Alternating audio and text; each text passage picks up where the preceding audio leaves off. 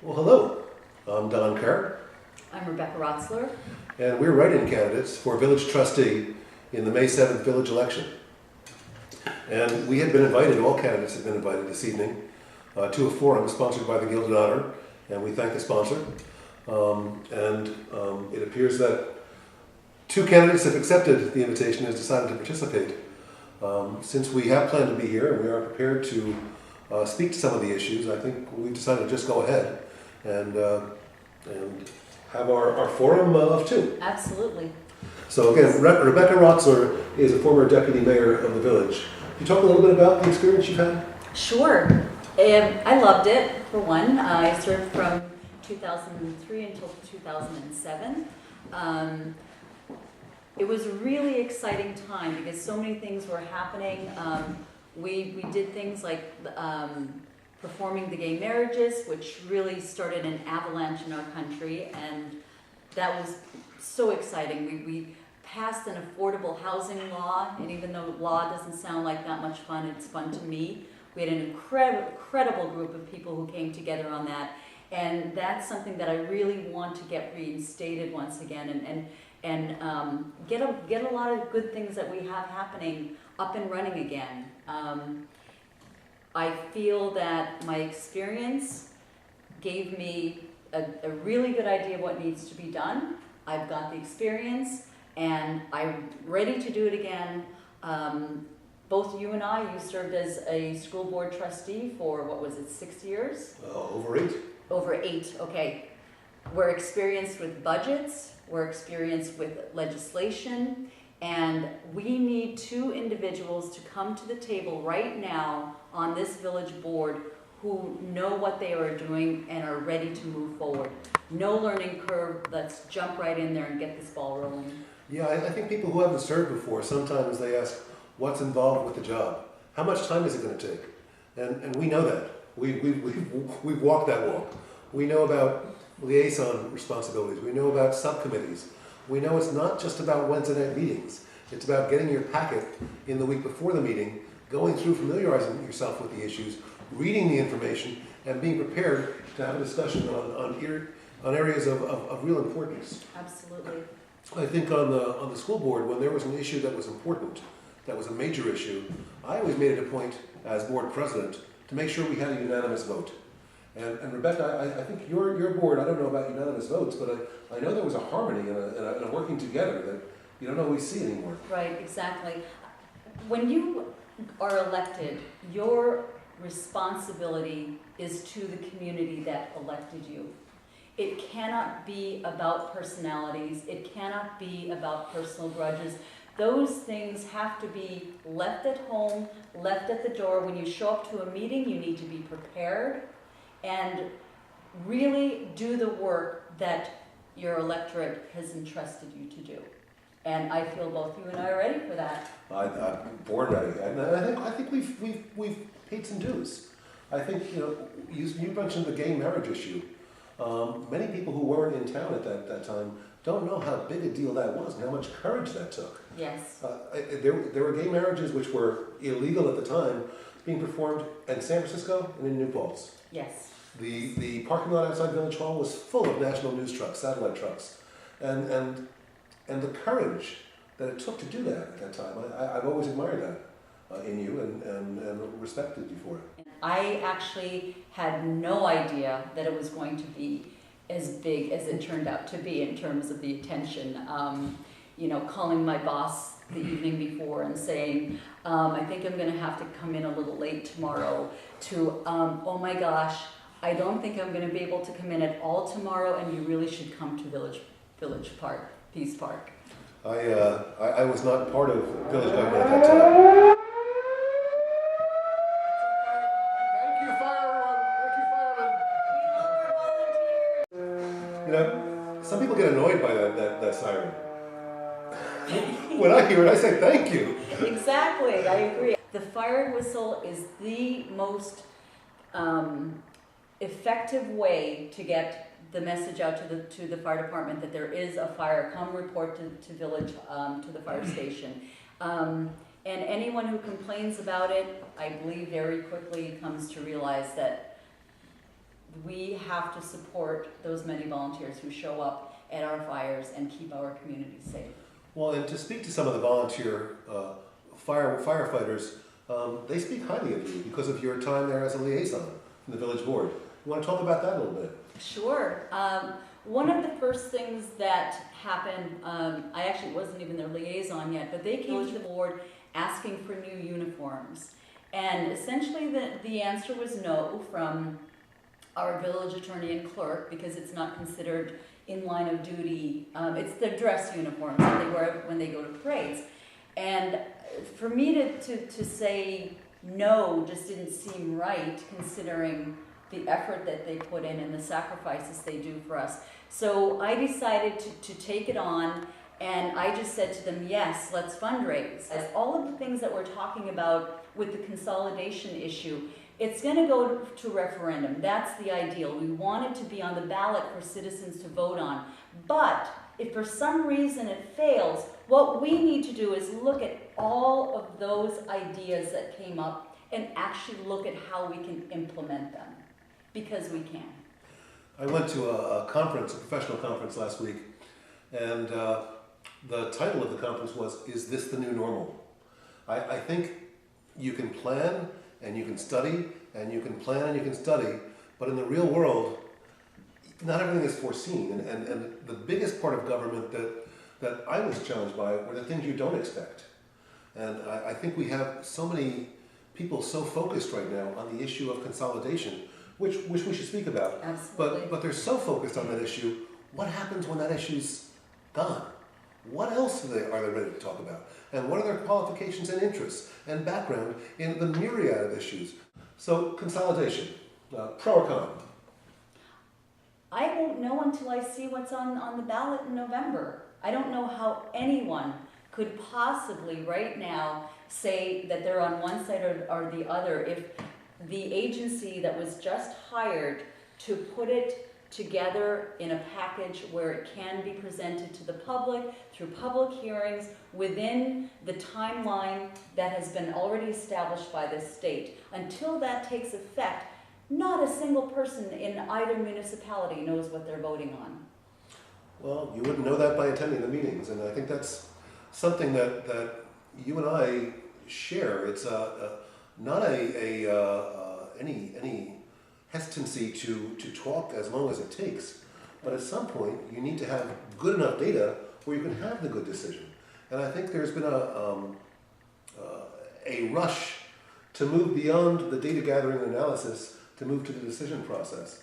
I also think that consolidation needs to be at a referendum in November. We need to stop studying and talking about it and decide and vote. But I think the numbers that have been put out and retracted and challenged and retracted and the statements that we're going to save a lot of money, we're going to get $1 million, versus statements from professionals that say that's not going to happen, makes it a little cloudy. So I agree. It's not clear right now. It must go up for a vote. If I had a vote today, I don't see a good enough product to be able to vote yes. Right, and that is another thing that anyone who has been doing the work on this issue needs to realize. If they don't have everything in order as it should be and ready to vote on, why would the public approve something that isn't clear-cut and that has not been presented in the proper fashion? Our understanding of budgets, our understanding of the needs of a municipality, our understanding of processes in terms of getting loans, grants, that is something that's needed right now. We can't afford the time between now and November to have new people on the board who do not already have that background and know how to get this done in an efficient manner like we can.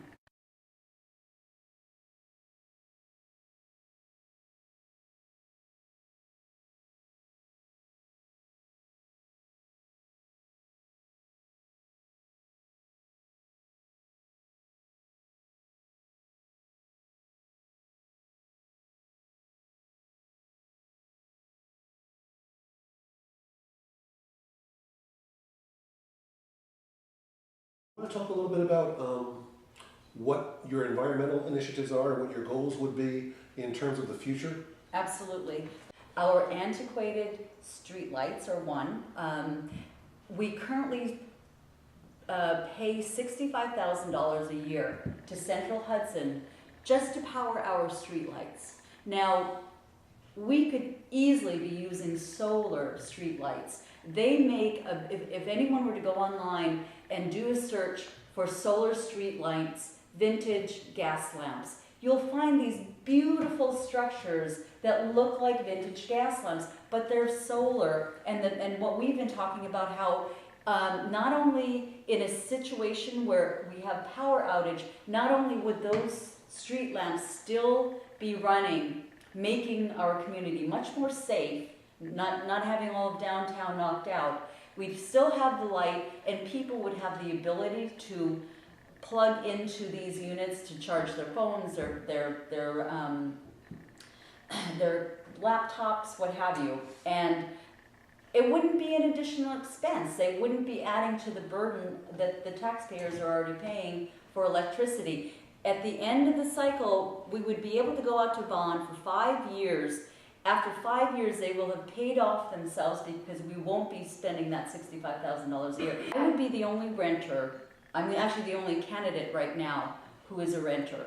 When I moved into the building I'm in, all of the neighboring apartment buildings were dumping their garbage at our dumpster. The village law now requires the waste providers to provide containers for recycling that are equivalent to the actual waste containers. My provider didn't know that. I got on the phone with them. They brought us another recycling container. But if we had municipal waste, we wouldn't have to worry about that. Our government would be taking care of that. Out in Boulder, they have this incredible system where their waste containers are identical in size. They have 3. They're different colors. One is for recycling, one is for waste, and one is for compost. We can very easily do that. Well, I'd like to point out, in the beginning of your comments, where you went, you talked about the numbers. You talked about the arithmetic.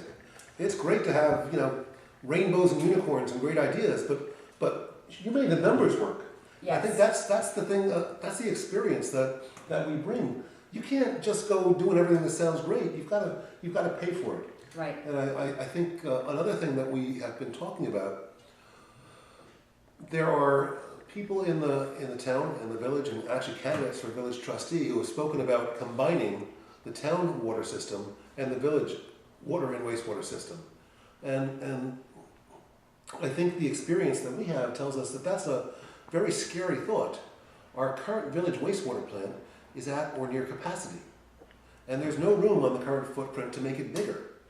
So if you all of a sudden add waste from the town, all of a sudden we've got a multi-million-dollar project in our hands. This is going to save us money.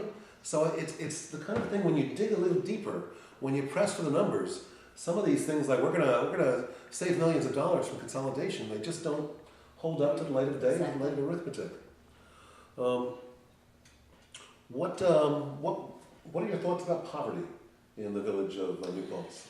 On my first term as a village trustee and as deputy mayor, I created a affordable housing committee. We started with a blank piece of paper, essentially, but at the time I was attending a lot of PACE land use law centers trainings. I did a 4-day that's specifically for elected officials and people serving in nominated positions on committees. It gave me a really strong foundation in land use, especially through PACE, the PACE program. They are very, you might say, cutting edge. They really keep up with the current data, the current ideas, the current innovations. And with them, they provided to me similar affordable housing programs that had been established in other New York State communities. So we were able to take basically these different blueprints and look at them and start from scratch to see what pieces we could take to create our own affordable housing law specific to New Paltz.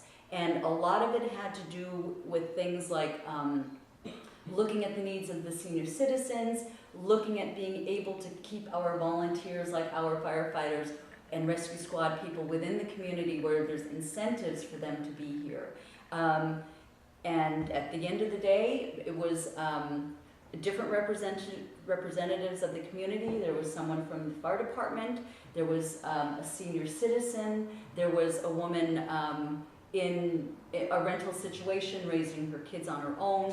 So essentially it was a really tight-knit group with different diversities, but with an interest in what we were actually working on. And it's something that we need to continue going forward. We have a 42% poverty rate in our community, and we also need to really look at keeping the housing that is here. One of the things that with Woodland Pond, which we had spoken about when we were out there, they are not at capacity or near capacity in terms of the units being occupied. We need to look at alternatives to get those units occupied so there isn't a burden on that community financially. And also, there are homeowners here who would like to move to Woodland Pond, but because of the current economy, they are tied to their homes that they own. We need to make it more affordable, more incentives for newer families to come in so that they can purchase those homes, fill up Woodland Pond, and also at the same time not have so much of our housing become rental properties that are not properly cared for. And it's really a matter of tightening our belts within the village, really looking at where we can consolidate within our own systems and make it more affordable by lowering tax rates. Well, I think many people don't realize, you just mentioned there's a 42% poverty rate in our village, in our community. And part of that is SUNY, the area around SUNY. But the most recent census said that that's not the only place. We have areas of our village community that are really hurting.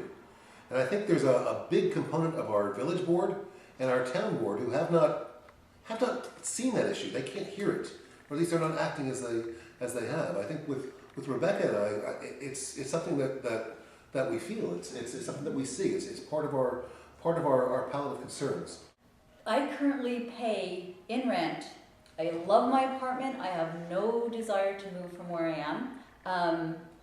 I have a wonderful landlord who is more than open to working with us whenever we need something. But I currently pay about 60% of my monthly take-home income to rent. And if anyone can understand affordability, I certainly can. I chose to stop driving a car in 2003. I ride a bike, I ride and walk. But with the way that the economy has changed over the past couple of decades, I truthfully could not even afford to have a car. I could not afford the expense of the car, the gas, or the insurance. So believe me, I know we need to improve the affordability of our village. Well, and as someone who bikes and walks, what do you think the village board can do to make this community more friendly for people who do bike and walk? Well, I spent the past 2 summers in Boulder, Colorado on a bicycle, sometimes doing 40 miles a day, 50 miles a day riding, but mostly as a commuter because the system that they have out there is so efficient and safe. Bicycles have the right of way in certain instances. If you're coming upon an intersection, the bicycle lane has the right of way. Anyone who is making a right-hand turn where they would have to cross over that lane has to yield to the bicycle. So you cannot turn until the bicycle has gone past. And I think that simple things like that, roundabouts that are really effective, they're really easy to implement. We just have to get on top of it and start doing the work. I'd like to ask you, what you think about the possibility of creating special tax districts for police power, for streetlights, for sidewalks in the village. Have you thought about that at all? I actually don't feel like that makes sense. We're a village. Every service that we have within the village, our stores, our restaurants, we all work together as a community. And I don't see where one area should be made to bear more of the burden than another. You know, some of the talk is about how the bars and restaurants cost us so much more in police funding. And it's actually not even true. It is such a small percentage of difference. And these businesses bring us money. We cannot penalize them. And to look at what the sales tax that they bring to not only for us but for the county, New Paltz is a big part of Ulster County tourism.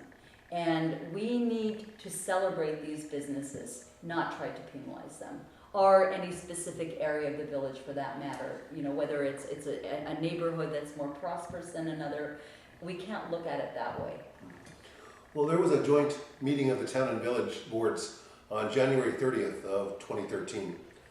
And I'd like to read to you the comments that the village trustees made with regard to a shift of cost from the town as a whole to residents of the village on the cost of police services. I'd like to read to you those comments, but there are none.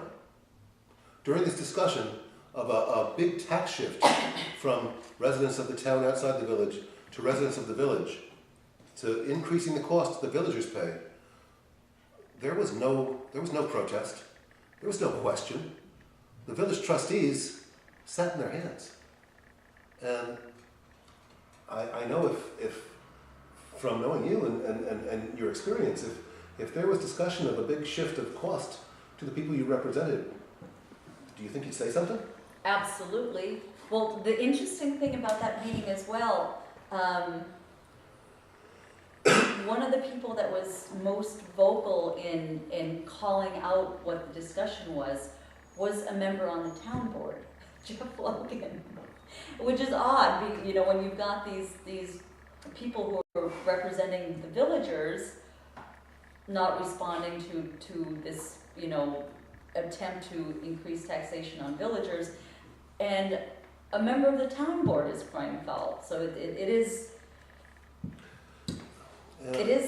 what it is, and I think that we would be able to come in here and really make sure that we represent the needs and interests of the people who elect us. And I think that all comes back around to the issue of consolidation. I think people seem to want it so badly and so much that it sucked the air out of the room for many other topics. They're not talking about anything else. And if it's consolidation related, okay, we got to pay more for the police, but we get our consolidation. It's like that's the only thing. And at some point, if you're elected for 4 years, I'm elected for 4 years, if someone else is elected for 4 years, at some point there's like more years and more issues. And if all we're thinking about and talking about and campaigning about is consolidation, things aren't getting done. Our traffic problems aren't being alleviated. The safety isn't being alleviated, and things have to go on. We have to keep on working, getting contracts signed, increasing ridership on the loop bus, working with the county. I would love to see the loop bus expanding services out to Woodland Pond, because there are periods of the day where the bus is slow. I ride the bus frequently enough to have a good sense of certain parts of the day. Each bus also tracks who gets on and off. If I get on, a button is pushed. Where I'm going, a button is pushed. If a student gets on, another button gets pushed. Where they're going gets pushed. The county has this data. They record it on a daily basis. We can look at that data and determine what times of the day, what would be the most efficient for a run or two, a couple times a day out to Woodland Pond. On the weekends, I would love to see expansion on the weekends. A lot of the people this traffic on the weekends are people driving around looking for a parking spot so that they don't have to walk as far as they might to the business or the restaurant that they want to spend their money on. Not only is that increasing a carbon footprint, it's making the traffic so much more horrendous, and it's decreasing the amount of time that these people are in our stores and restaurants spending money because they're driving around in circles. The Route 32 parking lot it's brand new. It's only been there for a few years, but on a daily basis, it's only at 10% capacity, if that.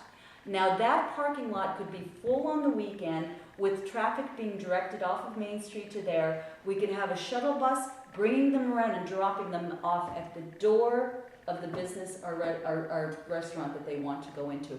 And with that extra time, if it's going to be another 15 minutes before the loop bus comes by again, they can go into Kathy Preston's store, the Treehouse, and see what she's got in there, local handmade crafts, with that extra 15 minutes while they're waiting for the loop bus.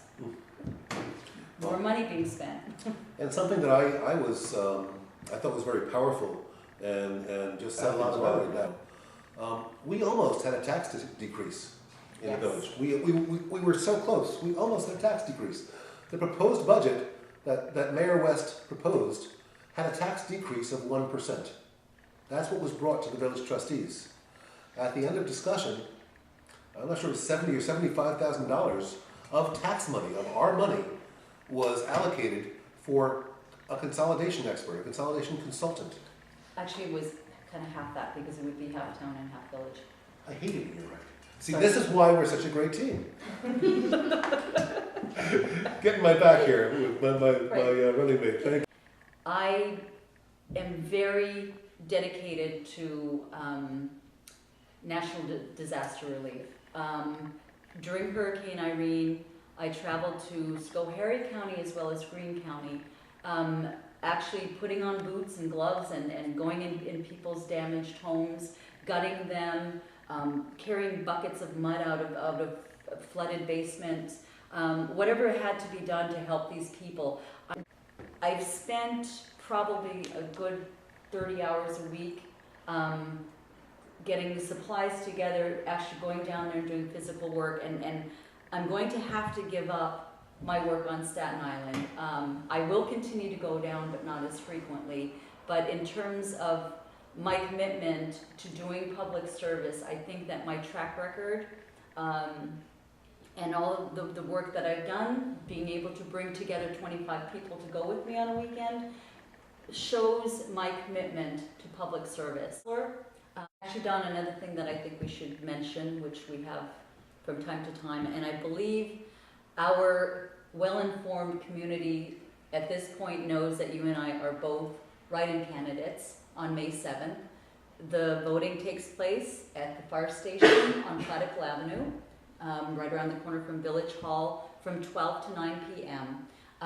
When our voters go into the booth, they will receive a paper ballot, and all they have to do is look to the bottom where it says write-in, write your name in, Don Kerr, write my name in, Rebecca Rotzler. And it's as easy as that?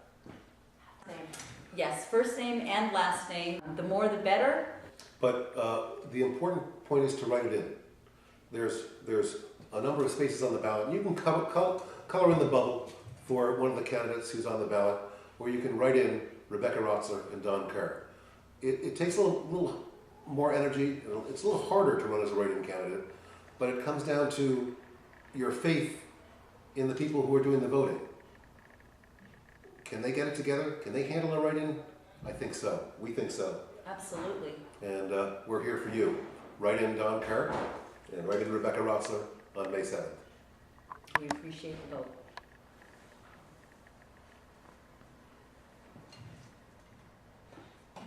Great.